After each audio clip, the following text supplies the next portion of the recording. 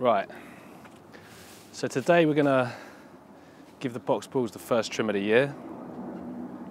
Traditionally, box is generally done on Derby Day, once a year, but you can do them anytime through the growing season. March to October really is fine.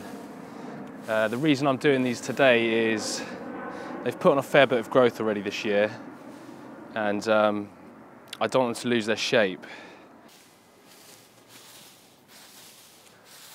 Now ideally you should be trimming all box on a dull day. Cutting it in full sun is not the ideal solution. It's not the ideal situation, but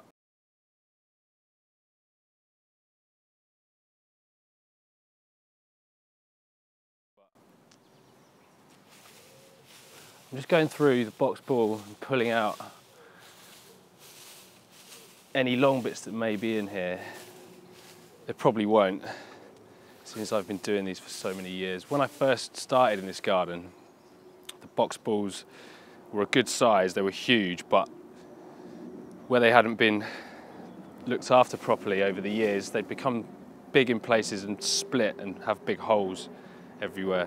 There's still a few holes in places in here, but eventually they'll come out with pruning and pulling, good feed, watering, you know, all the general stuff. Okay, so seeing as I'm trying to possibly teach something in these videos, just saying pruning, pulling, feeding and watering probably isn't very helpful. I went through pruning and when to earlier on. Feed each plant at the base with a handful of Vitex Q4 3 to 4 times between March and September. It's a great slow release feed for vigorous growth.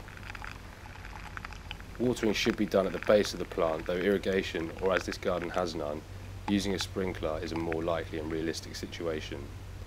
Unless a huge amount of rain, between 30 minutes and an hour once or maybe twice a week is fine. When I say pulling out, it's hard for me to explain in words. I will try to put up a more detailed video when I have a better subject to work with. But if you want a really tight effect, it's crucial. Basically, you want the plant stems to be all growing straight out from its base and not drooping from their own weight, creating holes and problems. If you don't go through the plant and pull out regularly, the stems will eventually get too heavy and drop, creating said mentioned holes and problems. The ends of those stems will then continue to grow upwards towards the light, masking the void behind it. Not ideal. You can see here where I've pruned it really quite hard, because that's just not going anywhere, and in here is a little bit floppy, it's put on more growth. I pruned this really hard, this section, a couple of years ago, because there was a big hole in here like this, to get it back.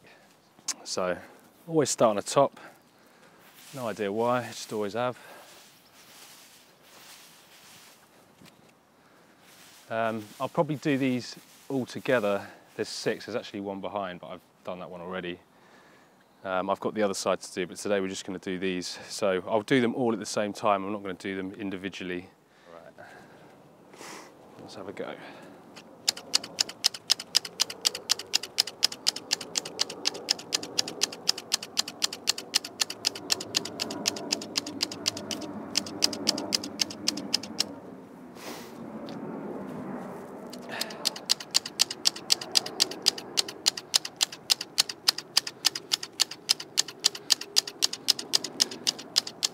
As I say, these are not going to be too difficult because I'm using last year's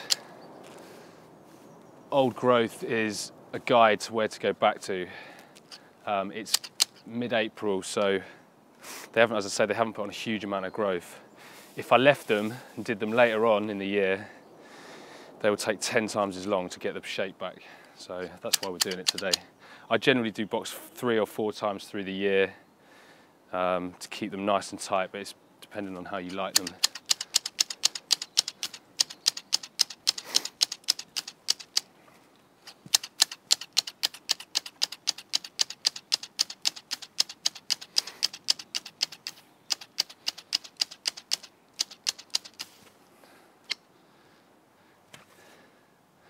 Just look over them as you go and look round.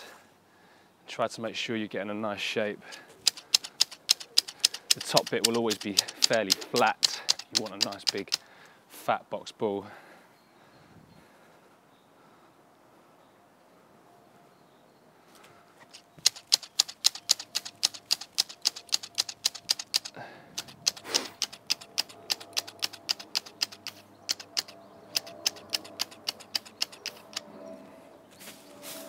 Just keep going through and pulling out as you go.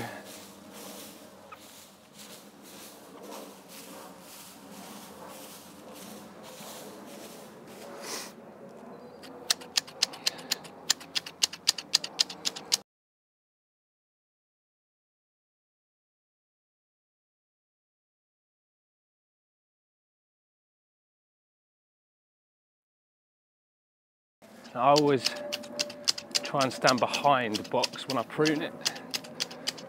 It just helps to see across and see the shape that you're doing. Obviously when they get fairly big like this, it's a little bit tricky, but it's still the best way I find. Living in London, we're fairly lucky that I haven't experienced any box blight in London at all. If anyone knows any different, please give me a call. Please let me know. But generally, it only affects young box. Touch wood. Ooh. I don't want to jinx these beautiful big box balls here, but in my experience, it only generally affects really young box hedging generally, where the disease can get in and the box isn't strong enough to fend off the disease. This size, I mean, I'm only talking from London experience. I've only ever been a gardener in London, but they do very badly to get box blight at this stage.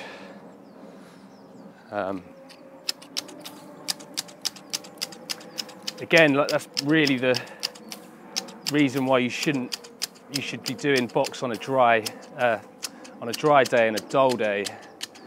I mean, it shouldn't matter so much, as I said, with the size of these, because they're monsters, and that's really just being very, very particular about doing it. You can do them in the sun. What you're at risk of is slightly brown in the leaves where the sun gets to them while they've just been cut, but they'll be fine.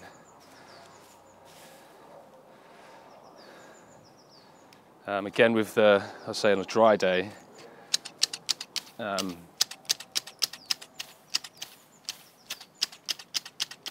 actually watering a box ball through its leaf is supposed to encourage box blight. You're supposed to leave the hose at the base of the plant and water it like that, but in all honesty, I just don't. I mean, you can't. This particular garden doesn't have irrigation, and it's hard enough to get enough water in this garden, let alone do it in the absolute perfect way. And in all the years I've been doing it, I haven't had any problems. So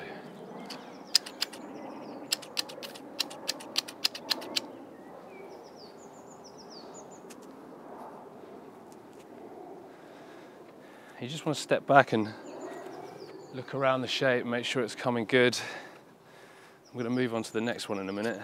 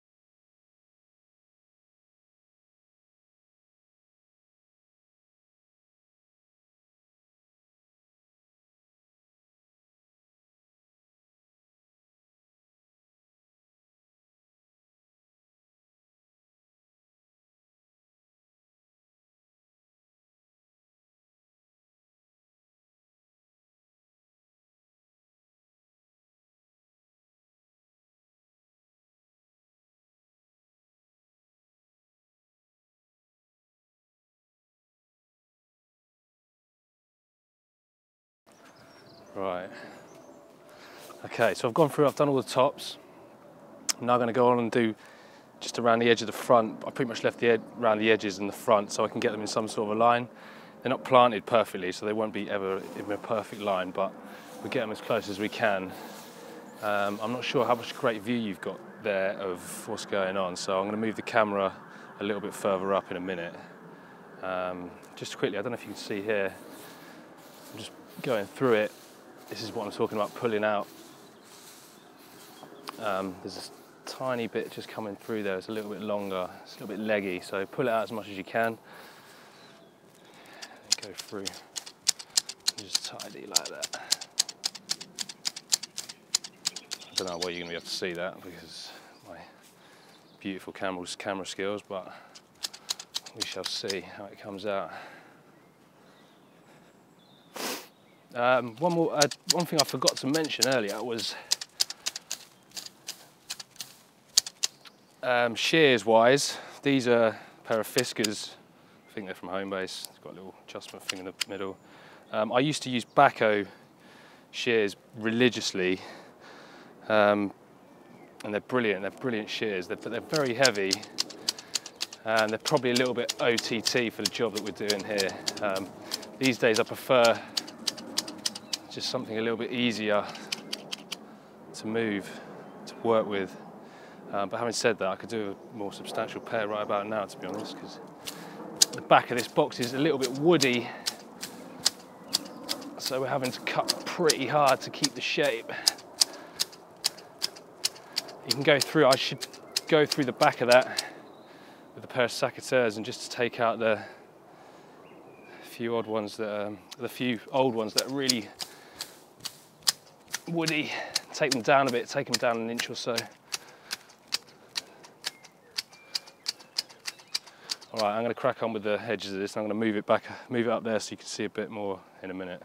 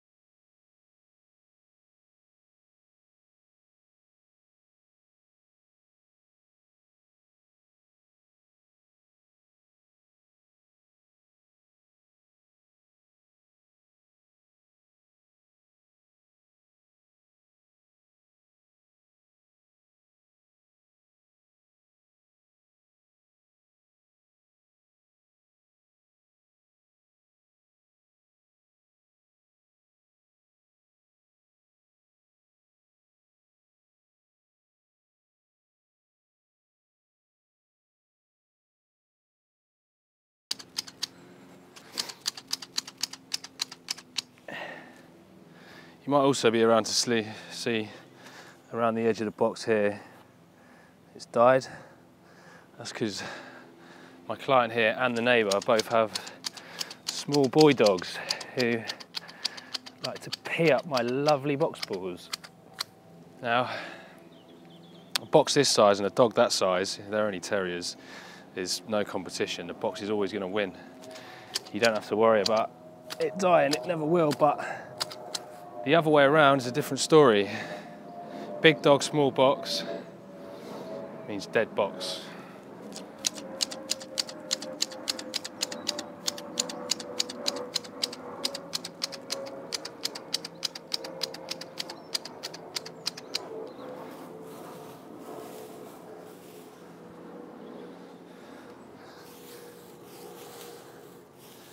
Let's see. There's a few longer bits inside. There, for example. That can come right out. I should get the sackies in there really, but there you go.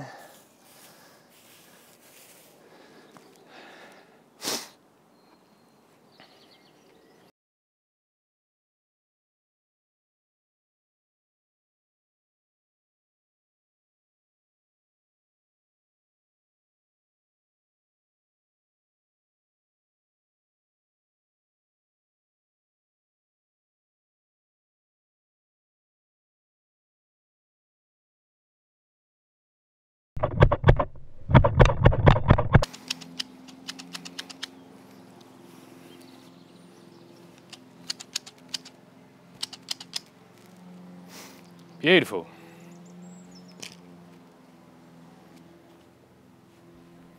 See if I can get you a shot up close. How tight it is in here.